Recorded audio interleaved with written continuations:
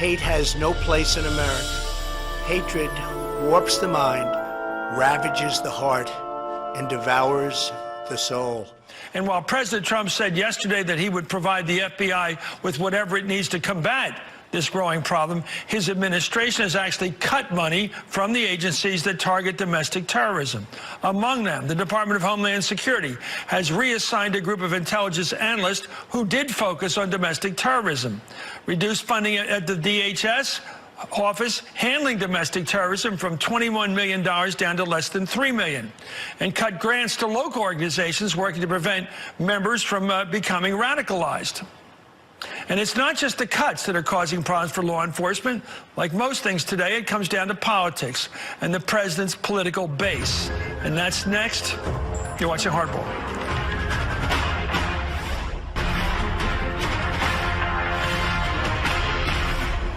Welcome back to Hardball. As the country faces a growing threat of white nationalist violence, federal agencies are scrambling to counter these types of attacks after money cuts.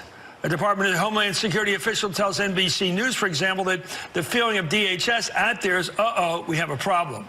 A former FBI supervisor who oversaw terrorism cases, Dave Gomez, tells the Washington Post, I think in many ways the FBI is hamstrung in trying to investigate the white supremacist movement, like the old FBI would.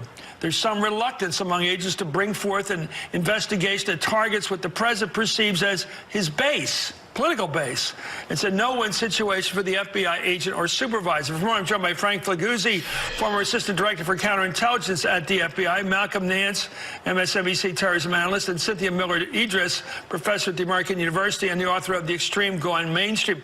Boy, I don't know where to start, but I got to go with Frank on the one point. Frank, what is your sense about the morale problems of agents who are afraid to go after white nationalist groups because they're afraid they don't know what side the president's on? If an FBI agent isn't opening a case on domestic terrorism headed to violence because he's worried about the president, the FBI agent should be fired. I don't agree with that statement that's been made. That's not the problem. The problem is that we don't have the investigative tools in the toolkit. The FBI and law enforcement isn't permitted to be where they need to be to see this happening and unfolding. And the issue is a serious one for society to wrestle with, which is one of free speech and hate speech, and when that becomes violent. So the Supreme Court said once about obscenity, we know it when we see it. Well, we know violence when we see it, but when it's happening, it's too late. We're cleaning up the carnage, so we need to get in there before to see it happen and develop. And the problem is, Americans really don't want people spying on conversations and their weekend groups and their church groups. We don't want that. So we've got to come up with a definition and a law that works for us. And the start would be to criminalize the concept of domestic terrorism and make it look like international terrorism. We have plenty of laws regarding international terrorism. If you change the religion of the El Paso shooter and change his motivation to Islam and violent jihad, you've got laws to address it. We got a white guy driving from Dallas. We got nothing but the fact that he shot up and killed people.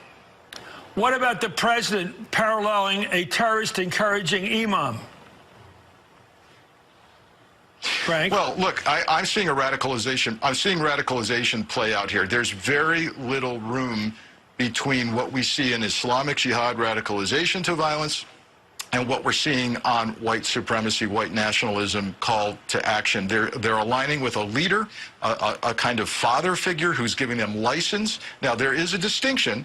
President Trump, to be clear, has never called for direct violent action, but understand that unstable people don't make that distinction. It's lost on them, so they're feeling encouraged by it. And the president's press conference yesterday didn't go far enough to say that he personally condemns that ideology. So the radicalization process has not been disrupted, and unfortunately, we may see more violence unless this insider-in-chief comes out and says, I need you to stop this.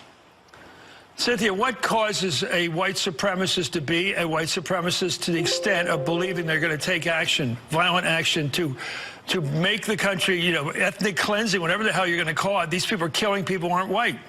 Well, I think a lot of people understand white supremacy to be based on a set of exclusionary, dehumanizing ideologies, racism, anti-Semitism, Islamophobia. But what people don't really understand is that there are other components to it, too. When you get to the extremist fringe, you're talking about people who believe there's an existential threat. They believe there's a great replacement. Sometimes it's called white genocide, sometimes Eurabia if you're in Europe.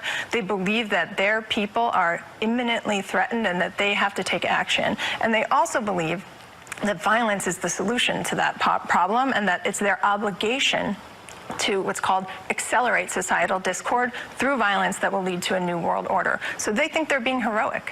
When's it start?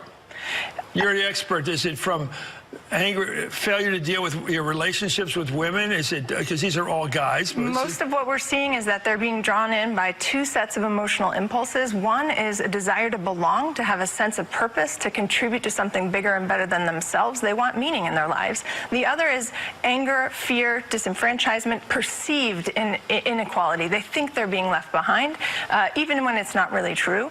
And that kind of emotional impulse, those two sets of impulses are goaded by mainstream political rhetoric that tells them there are invaders coming and that, that they are being replaced and that they have to take action. Malcolm, your feelings and thoughts about the last couple of days. I haven't talked to you since these things have happened. Well, I think that we're finally in for a great societal change where we're finally addressing this issue. You know, when I wrote a book last year called The Plot to Destroy Democracy, and one of the chapters I led off with the massacre of 68 children in Norway by the original white supremacist terrorist who created the concept of this terrorist manifesto, Anders Behring Breivik.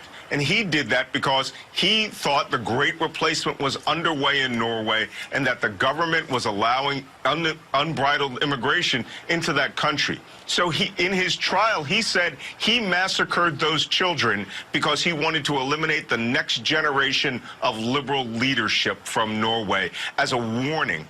This country has had several of these mass incidents, but I think we're overdue for a Breivik-style real massacre of a political nature. And as Cynthia said, these people feel that they are the foot soldiers and executors of what the disenfranchisement that the white race is feeling, and Donald Trump is giving them subliminal orders in their head. They are no different than the mobilized, self-starting, self-radicalized terrorists of ISIS here in the United States and Europe who take cars and drive down streets. It's just that they have a permissive environment in which they can get firearms and go out and attack their perceived enemies. Wow, where to begin? We've just begun this terrible discussion. Thank you, Frank Figliuzzi. Thank you, Malcolm Nance. Thank you, Cynthia Miller Idris.